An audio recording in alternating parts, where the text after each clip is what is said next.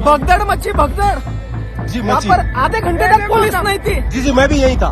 मरते मरते लोग बचे। कोई प्रशासन नहीं रोक रहा है, मर जाए आदमी।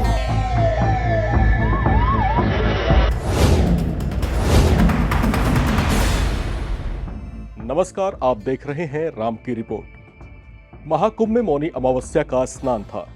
भारी संख्या में श्रद्धालुओं की भीड़ प्रयागराज संगम के करीब उमड़ी हुई थी। संभावना पहले से थी कि घाटों पर स्नान के लिए लोगों का सैलाब उमड़ सकता है और आखिरकार हुआ भी वैसा ही। हजारों लोगों का जनसैलाब संगम के पावन तट पर आस्था की डुबकी लगाने के लिए उमड़ पड़ा। हालात ऐसे हो गए कि प्रशासन के भी हाथ पांव फूल गए। देखते ही देखते बेकाबू भीड़ में भगदड़ सी मच गई। इस धक्का मुक्की में बहुत से ऐसे थे जो अपनों से बिछड़ गए। कोई धक्के में गिर पड़ा तो कोई उस भीड़ के पैरों तले तब तक कुचलता रहा जब तक उसके प्राण पखेरु उड़ नहीं गए। बताया जा रहा है कि इतनी भारी भीड़ में दबे बहुत से ऐसे लोग भी थे जो संभावित तौर से दम घुटने के कारण मारे गए होंगे। महाकुंभ की इस भगदड़ में कितने लोग मारे गए हैं और कितने लोग जख्मी हुए हैं, इसका अभी तक कोई ठीक आंकड़ा घोषित नहीं किया गया है। हालांकि इस दौरान जगह जगह पर रोते बिलखते विलाप करते लोग देखे गए हैं। बताया जा रहा है कि मौनी अमावस्या पर स्नान करने के लिए लोगों की भीड़ रात से ही बढ़ने लगी थी, जिसे नियंत्रित करने की तमाम कोशिशें नाकाफी साबित होती दिखी। कोई प्रशासन नहीं रोक रहा है, मर जाए आदमी, मर जाए। खाली लठी लेके भगा रहा है। हाँ, कोई प्रशासन नहीं है। मेरा बैग था। कहाँ पर थे आप? गिर गया, मेरा बचवा गिर गया, हम भी गिर गए। हैरानी इस बात पर है कि अब की बार महाकुंभ के आयोजन की बहुत बड़े स्तर की तैयारियां की गई थीं। नदी के दोनों छोरों से आवाजाही के लिए 30 पीपा पुलों का निर्माण भी किया गया था, ताकि बड़ी संख्या में भारी भीड़ जो फंसने या गुत्थम गुत्था होने से उसे रोका या बचाया जा सके और भीड़ को आवाजाही के लिए पर्याप्त खुली जगह मिल सके। जबकि व्यवस्था देख रहे प्रशासन के अधिकारियों ने भी जगह जगह पर बैरिकेडिंग कर रखी थी, ताकि आती जाती भीड़ के बीच उचित दूरी बनी रहे। इन सब के बावजूद ये भगदड़ मची तो मची कैसे, ये बड़ा सवाल है। महाकुंभ के मेले में भगदड़ से जो लोग बच निकले, उन्होंने बताया कि रात 12-1 बजे से ही मौनी अमावस्या के लिए बड़ी संख्या में लोगों के जत्थे आने लगे थे। चाहत सभी की यही थी कि त्रिवेणी घाट या मुख्य संगम स्थल पर डुबकी लगाई जाए।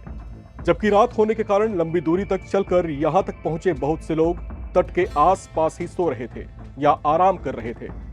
प्रशासन ने इस बात की संभावना को पहले से ही भांप लिया था कि भगदड़ मच सकती है। ऐसे में आराम कर रहे लोगों को हटाने और चौकन्ना रहने के लिए माइक पर अपीलें भी की जा रही थी। सुनिए इसे। सभी श्रद्धालु सुन लें, यहाँ लेटे रहने से कोई फायदा नहीं है। जो सोवत है सो खोवत है। उठिए उठिए, स्नान करिए। और ये आपके सुरक्षित रहने के लिए बहुत आएंगे और भगदड़ मचने की संभावना है। आप पहले आ गए हैं तो आपको सबसे पहले अमृत मिल जाना चाहिए।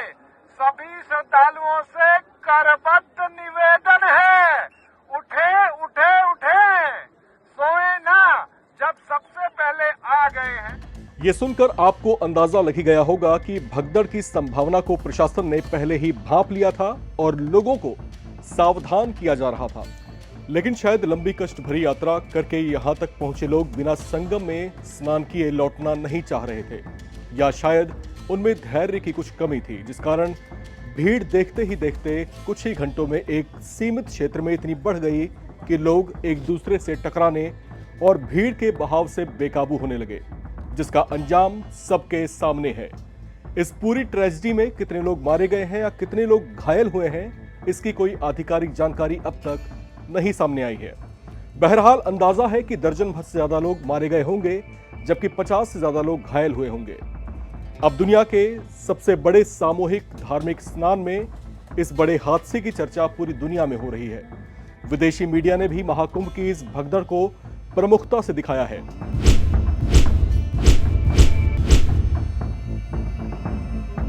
बीबीसी ने महाकुंभ भगदड़ की खबर पर लिखा कि उत्तर प्रदेश में एक बड़े धार्मिक आयोजन के दौरान अचानक भगदड़ मच गई, जिसमें कम से कम दर्जन भर लोगों के मारे जाने का अंदाजा है। महाकुंभ के अस्पताल में मीडिया के कवरेज पर रोक लगा दी गई है। वहीं डेली मेल ने भी इस खबर को प्रमुखता दी है।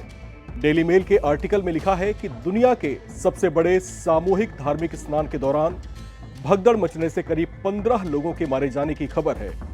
जिस जगह पर यह हादसा हुआ वो 3 नदियों के संगम का स्थल है। यहां पर पहले भी इस तरह की भगदड़ मच चुकी है। CNN लिखता है कि हिंदुओं के सबसे पवित्र स्थान के लिए उत्तर प्रदेश के प्रयागराज में संगम स्थल के करीब भगदड़ मचने से कई लोगों की मौत हो गई। CNN ने प्रयागराज के अधिकारियों के हवाले से लिखा है कि इसके पीछे वजह बैरिकेड का टूटना बताया जा रहा है, जबकि कितने लोग मारे गए हैं, कितने घायल हुए हैं, इसकी अब तक कोई आकलन या कोई अंदाजा नहीं है। इस पूरी घटना पर राष्ट्रपति द्रौपदी मुर्मू, प्रधानमंत्री नरेंद्र मोदी और मुख्यमंत्री योगी आदित्यनाथ ने मरने वालों के प्रति संवेदना व्यक्त की है। सुनिए ये बयान। घटना दुखद है, मर्माहत करने वाला है।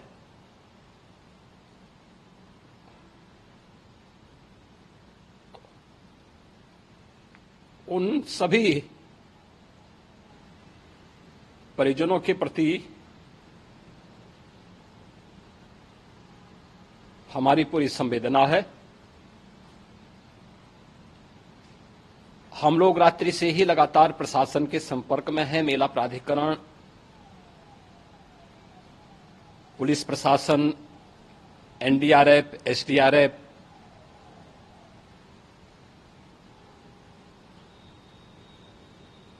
और भी अन्य जितने भी व्यवस्थाएं हो सकती थी उन सबको वहां पर तैनात किया गया है। परिणाम उसी का है कि हादसे के कुछ ही देर के बाद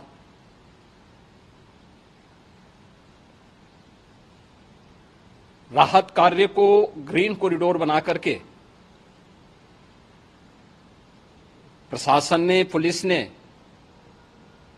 NDRF और SDRF के स्वयंसेवकों ने सभी लोगों को हॉस्पिटल तक पहुंचाने का काम किया है। लेकिन दुर्भाग्य से इस दौरान ये मौतें हुई हैं।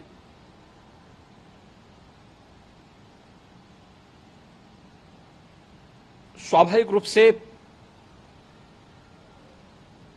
इन सब मुद्दों पर प्रश्न उठना स्वाभाविक भी है। अब भगदड़ की खबरें दुनिया भर के प्रमुख मीडिया संस्थानों ने प्रकाशित की हैं। ऐसे में 12 साल के चक्र में एक बार पड़ने वाले महाकुंभ के इस बड़े आयोजन पर स्याह निशान लग गया है। महाकुंभ की इस भगदड़ में कितने लोग मारे गए हैं और कितने लोग जख्मी हैं, इसका अब तक कोई डाटा या कोई आंकड़ा सामने नहीं है। हालांकि इस दौरान जगह जगह पर रोते बिलखते विलाप करते हुए लोग देखे गए हैं। बताया जा रहा है कि मौनी अमावस्या पर स्नान करने के लिए लोगों की भीड़ रात से ही यहां पर बढ़ने लगी थी, जो अनियंत्रित हो गई और तमाम प्रशासनिक व्यवस्थाएं नाकाफी साबित हुई। अब इसके बाद तलाशा जा रहा है कि आखिर असल दोषी कौन है, कौन इसकी जिम्मेदारी लेगा। यहां पर सभी मौन हैं। आखिर ये मौन क्या कहता है और इस मौन के पीछे की वजह क्या है, ये आप और हम शायद संभावनाओं में और आपसी चर्चाओं में तलाशते रहेंगे, और तलाशना भी चाहिए। फिलहाल मुझे यानी राम विश्वकर्मा को दीजिए इजाजत। राम की रिपोर्ट में एक बार फिर हाजिर होऊंगा कुछ और बड़ी अपडेट्स के साथ, किसी और बड़ी खबर के साथ। नमस्कार।